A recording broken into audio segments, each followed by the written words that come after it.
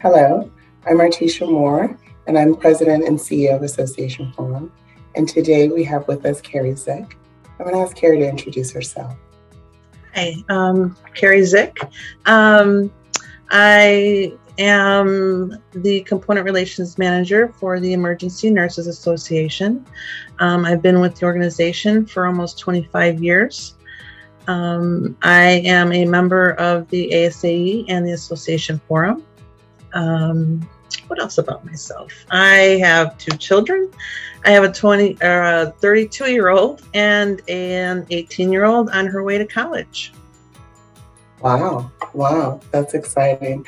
And as a mom and an active member and working in association management for 25 years, I'm sure you've seen a lot of change. And especially as it relates to what we're here to talk about today. So first, I would like you to start with, what does pride mean to you? And then we'll talk about maybe some changes we've seen over the decades. Sure. It's a really good question. For me, pride is about celebrating unity. Whether you're gay, straight, bi, black, or brown, trans, or anything in between, it's really about coming together in love, acceptance, and friendship. I also want to point out that during Pride, there's a lot of parties, parades, dancing, glitter, fun, and celebrating how far we've come, but not losing sight that there still is work to do. And I also want to talk about the younger generation of the LGBTQIA plus community. Trying to get myself used to all the letters and educate myself in that way. And some of the struggles for many of them they have with their identity and being accepted and loved just as they are. Pride Month is the celebrations and the parades, and it's their time along with everyone else to have a little taste of what that acceptance and what that freedom feels like. I went to a good story. I went to Pride parade in the city in Chicago with my daughter a few years ago, and it was her first time. She's been begging me to take her, and I go every now and then. I hadn't been for a long time, and just walking around with her, and she was just in awe and proud and excited to see everyone, all walks of life, just being free, and her being free herself as an ally. So Pride parades never disappoint, that's for sure. Yeah. Very good time. So I highly recommend. Yeah. Kari, I love that. And I think that in some aspect, the way that you come into, whether I'm an ally or whether you're within the community, in some aspect, the parade and the mounting of the party kind of is an entry point to learning.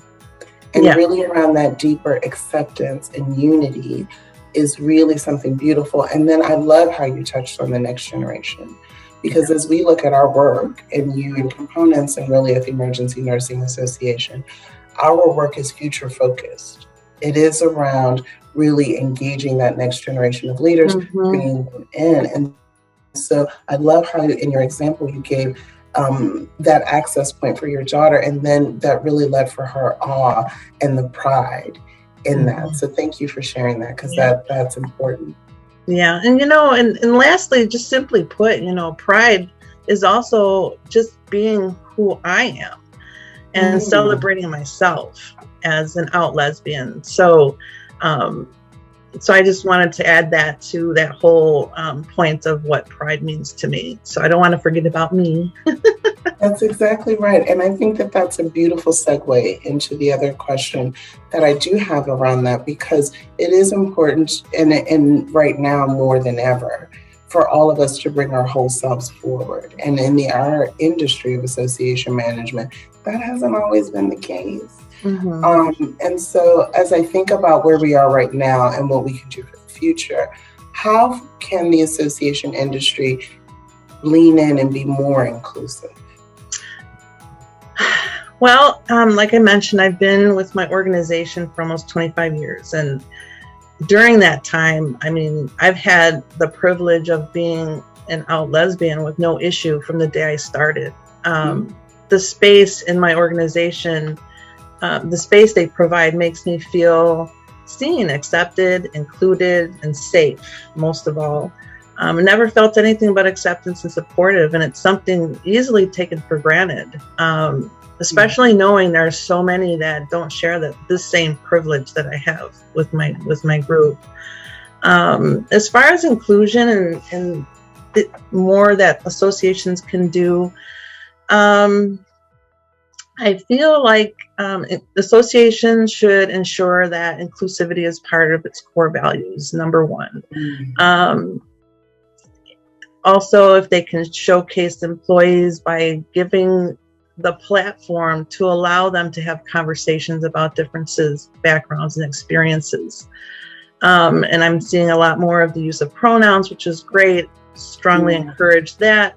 Allowing a safe environment for trans employees, and simply just making your organization, make it known that the organization supports the LGBTQIA employees and the community as a whole.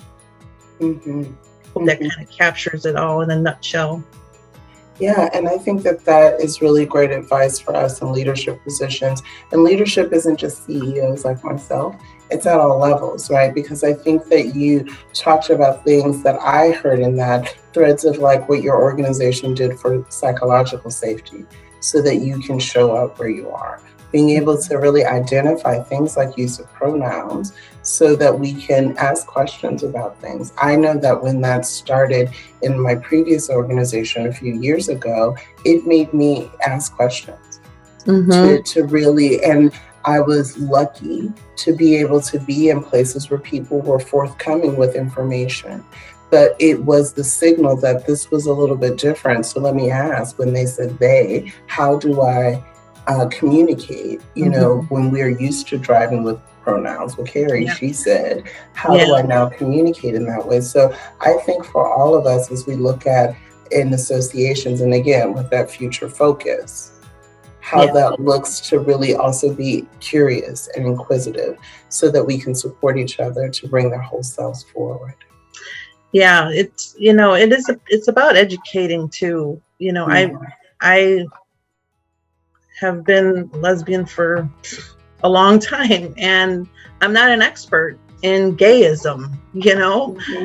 So I'm always trying to learn, understand all of the inclusivity and the different, what the pronouns mean, and you know what the acronym truly means.